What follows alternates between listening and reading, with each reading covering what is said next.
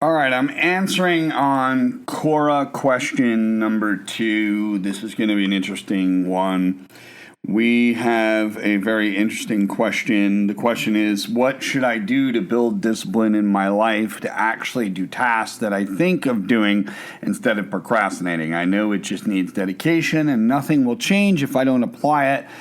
But still, if any suggestions that actually helped you. Okay, all right, I am gonna smack this bee's nest right here. I'm gonna break this down, and I'm gonna be very straightforward. So I used to be that person who used to think that motivation was part of discipline. Okay, I used to be like, oh, I got to get motivated. I got to gear my mind up. And psychology tells us a completely different story. It tells us something totally different. And it's very interesting because it's not about the motivation. It's not about that. And people don't always rise to the occasion when it comes to their goals. But what they do is connect to their level of nervous system. Got it?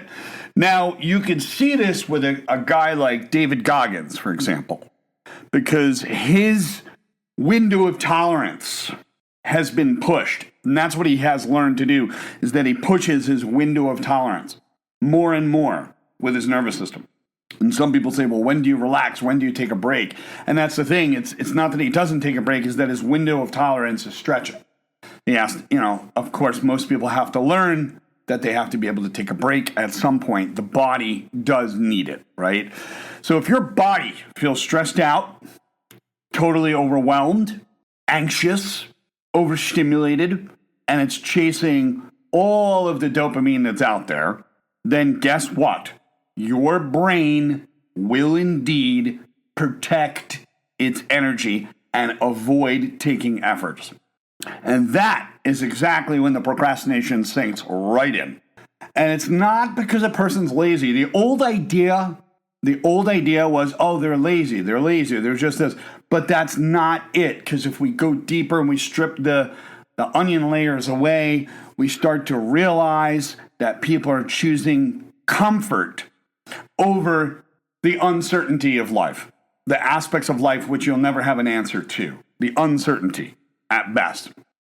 So a real simple example is like if someone just writes down, let's say they have a rocket book and they write down 20 things that they're going to do tomorrow, but their nervous system has already decided a few things and it feels completely overwhelmed. That list can actually add more pressure to certain types of people. It can add more pressure and make the avoiding even worse. They will avoid even more versus the one thing. If they did one thing on a piece of paper, that would be a start because it alleviates the pressure. So when we look at psych, it does support this idea. And this is why I say to people, count your wins or your wins don't count. And the small wins actually lower the stress. But the problem in the world that we live in now is people diminish and devalue their wins. So if it's a small win, they'll devalue that. They'll say, oh, that's no big deal. They'll chalk it up as luck. Oh, that's no big deal. This person over here did this person over here did that. And your journey's not their journey's not your journey. You have to count your wins or your wins don't count because of the fact that it updates your identity.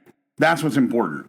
So those small wins, they actually lower your stress. It also allows you to break down that list that you wrote down into smaller components, smaller actions. So what this does is it creates routines that can be easier for you to take action. So your brain starts to say, okay, this isn't so bad. We can do this. We can do this. And you start feeling comfortable about doing the hard things.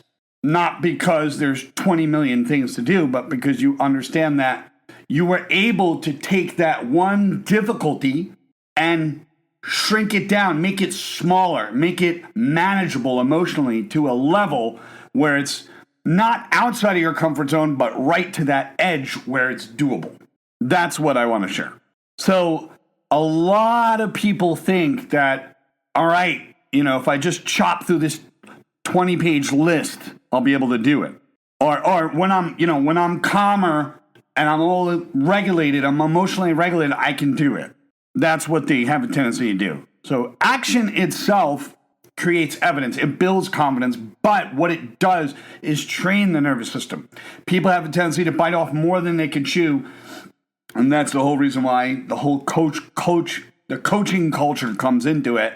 Is people go to a coach for the reason that they themselves may not have enough self-awareness to realize where they are. So that's why another person can see it, right? But that's where journaling comes in. When you journal, you become more self-aware. That's the beauty of it. So you are coming to that edge of comfortability, comfortable and uncomfortable, right on that border. And that's what David Goggins has done, is stretch that window the window of tolerance gets stretched at that point. So then what do? That one task becomes really easy. And then you just repeat it. You repeat it until your nervous system starts to understand it, that this is not a dangerous idea. I can do this. I can get through it. Discipline isn't always the willpower concept or the laziness concept like people think it is. The science is starting to show a whole lot different. So it's training your body to step into certain things and understand that those things you're stepping into are not a threat by any means. And that's all I'm going to say. Have a great day. Take care.